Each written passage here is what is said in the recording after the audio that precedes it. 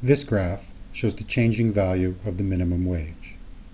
It plots that value in real dollars, adjusting for inflation, so that the older values are plotted as their current, in this case 2009, equivalents.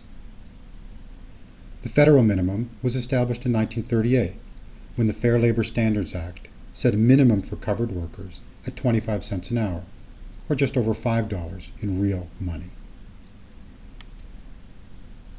The spikes on the graph represent legislated increases in the federal minimum. In this case, the 1945 jump to 40 cents, or just over $4 an hour in real money. After each increase, the line dips as the real value of the minimum wage is eroded by inflation. The price of goods and services increases, but the wage itself remains stagnant.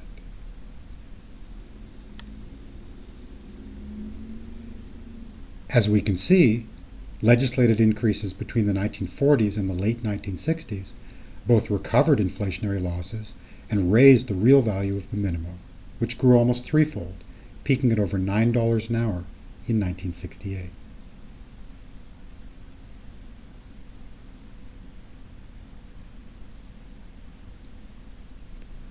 But 6 years elapsed before the next increase, during which time the real wage fell back to about $6.50 an hour. A series of increases in the mid and late 1970s barely kept pace with that era's double-digit inflation.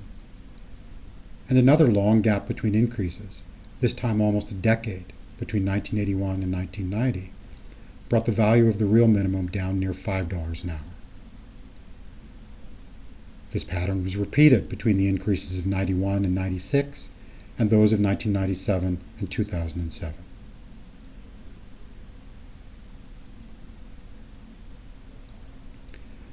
Some of this loss has been recovered in the three-stage increase of recent years, culminating in the bump to $7.25 an hour in July of 2009. But the real value of the minimum wage is still substantially below its peak in the late 1960s. And it is still substantially below the level at which a full-time worker could even think about supporting themselves or their family.